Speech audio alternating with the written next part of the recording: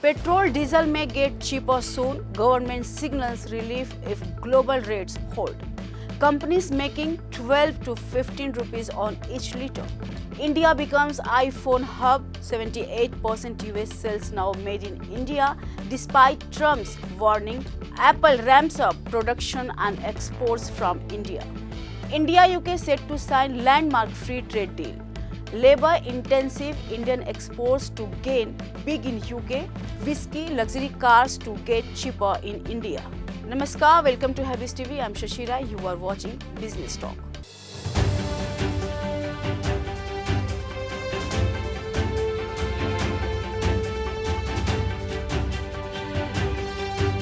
Petrol and diesel prices in India might come down soon. Petroleum and Natural Gas Minister Hardeep Singh Puri said that if crude oil prices remain stable at around $65 per barrel for a sustained period, fuel prices could be reduced in the next 2 to 3 months. He made these remarks during the ongoing Energy Dialogue 2025 event in Delhi. However, he also emphasized that any price reduction would depend on the global situation staying stable. Any major geopolitical developments such as rising tensions between Iran and Israel could change the scenario. Recently, global crude oil prices have dropped to around $65 per barrel, increasing the profit of oil marketing companies. This has raised hopes that the government may pass on the benefit to the public through fuel price cuts. Oil companies currently earn about 12 to 15 rupees per litre on petrol and 6.12 rupees per litre on diesel. According to rating agencies, despite this, fuel prices have not been reduced in over a year. There have been ongoing expectations of a price cut, but in April, the government increased the excise duty by 2 rupees per litre. This allowed oil companies to avoid reducing prices, claiming they were covering previous losses. Even after US President Donald Trump's warning, most iPhones sold in the US are now made in India. According to research firm Canalys, from January to June 2025, India made 23.9 million iPhones. That's 53% more than the same period last year. Another report from Cyber Media Research says India exported 22.88 million iPhones during this time. Last year, this number was 15.5 million. So exports increased by 52% compared to last year. In the first half of 2025, India exported iPhones worth 1.94 lakh rupees crore. Last year, it was 1.26 lakh rupees crore during the same time, showing big growth. In April 2025 alone, India sent 33 lakh iPhones to the US, while China only sent 9 lakh. Out of all iPhones made in India, 78% were sent to the US.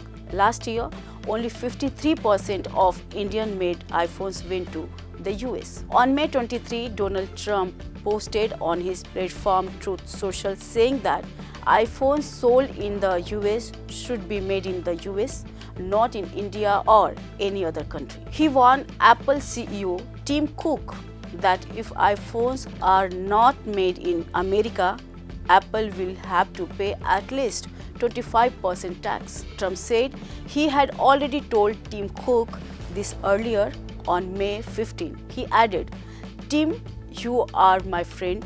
You are bringing in $500 billion.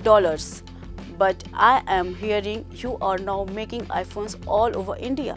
I don't want that." He also said that while India offered the US a deal with zero tariffs, Apple should still make iPhones in the US. He added, "We supported Apple in China for years, but now it's time for you to make them in America. India can take care of itself." Now question is, why is Apple focusing more on India? Actually, Apple wants to avoid being too dependent on China.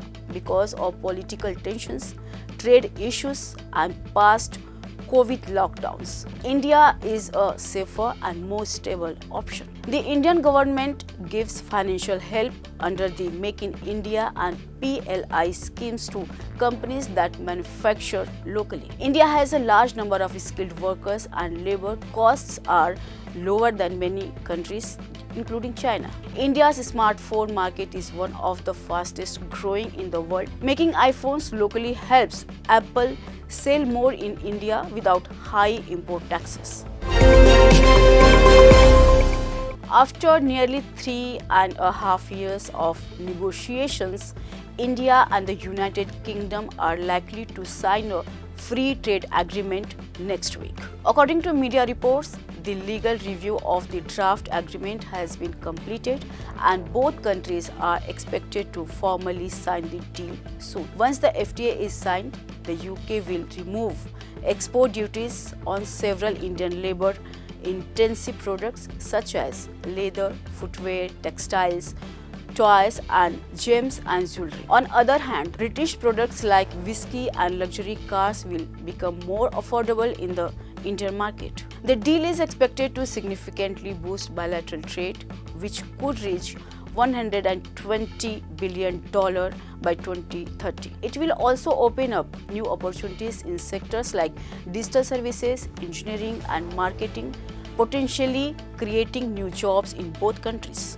Although the deal was finalized on May 6, it could take up to a year for full implementation as it will need approval from the British Parliament and India's cabinet. One notable impact will be cheaper British whisky in India, which is the world's largest whisky market.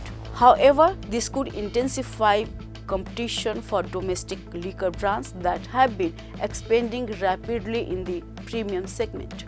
Prime Minister Narendra Modi shared his thoughts on social media platform X, saying he was delighted to speak with his UK counterpart, Keir Starmer. He described the FTA and the successful completion of the Double Contribution Convention as historic milestones that would strengthen the strategic partnership between the two nations.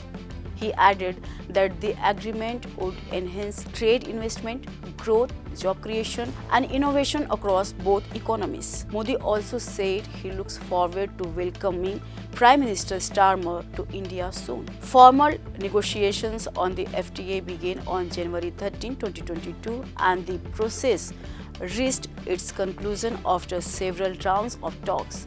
The most recent push came on February 24 when Indian Commerce Minister Piyush Goyal and UK Trade Secretary Jonathan Reynolds announced the resumption of discussions. Thanks for watching. Keep watching HyBiz. Namaskar.